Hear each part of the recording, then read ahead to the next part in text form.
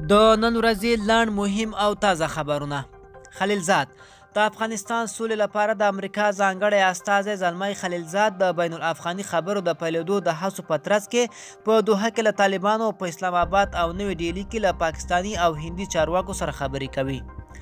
حکومت د افغانستان حکومت د طالبانو 11 نور بندیان خوشي کړل او ورسره تر اوسه د ټولو خوشي شویو طالب بندیانو شمیر 933 تنو ته ورسید. د امریکا د بهرنیو چارو وزارت ویلي چې خلیلزاد به پر طالبانو فشارونه راوړي چې د سولې تړون بشپړ عملي کړي. د ایران حکومت د ایراني ځواکونو لخوا سیند ته د ځینو افغان کډوالو غورځول سخت درواغ دي. سیګار د روان کال لومړیو 3 میاشتو کې 7 امریکایان وژل شوي دي.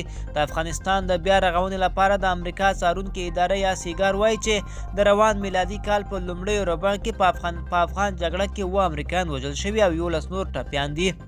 مرستې د ملي پراختیا شرکت وایي له افغانستان سره د هند د مرسته شویو غنمو د دویمې محمولې بارول پیل شوي دي. دغه شرکت وایي په دویم محموله کې 10,000 ټنه غنم شامل دي چې 3 ورځې وروسته په دغه غنمو بار کښتۍ چابهار بندر ته راورسیږي.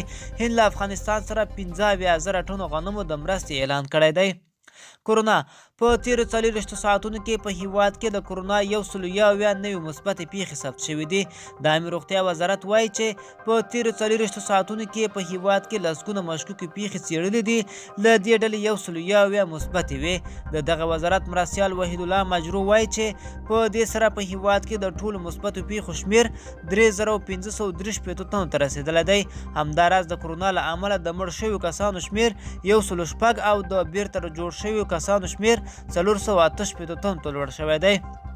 پی ټی ایم د پاکستان د قومي اسمبلې غړي او د پی ټی ایم یو مخکښ مشر علي وزیر چې د تر زوی عارف وزیر په دې وروستیو کې وژل شوی دی په وزیرستان کې د نامنۍ خبر ورکوي. د ملي امنیت شورا وایي د افغانستان اسلامي جمهوریت دولت پر طالبانو غږ کوي چې د حکومت لخوا د ورسپارل شوي لیست سره سم د امنیتي ځواکونو غړي او هغه ولسي خلک چې تښتولي دي له ځنډ پرته خوشي کړي. طالبانو تر اوسه د حکومت تر 120 ډیر بندیان خوشي کړي دي. میک پمپو د امریکا د متحده ایالاتو د بهرنیو چارو وزیر میک پمپو ویلي چې د افغانستان حکومت باید د ایراني سرحدي ساتونکو لخوا د لسګونو افغان مهاجرو د غرقېدو پیښه وپلټي. د ایران بهرنیو چارو وزارت ځانګړي استازي په قطر کې د طالبانو له استازو سره د افغانستان په تړاو خبرې کړي. د ایران بهرنیو چارو وزارت په یو خبرپاڼه کې ویلي چې محمد ابراهیم طاهران په قطر کې د طالبانو د سیاسي دفتر له چارواکو سره د افغانستان په روانو تحولاتو خبرې کړي. په خبرپاڼه کې ویل شوي چې دواړو لوري د بین الافغاني مذاکراتو د پیل او د کورونا وایرس سره د مبارزې پر څرنګوالي هم بحث کړی دی. ملګرو دا زموږ چمتو شوی راپور. د لا ښکلو ویډیوګانو لپاره زموږ چینل سبسکرایب. تر بلې ویډیو ښه وخت.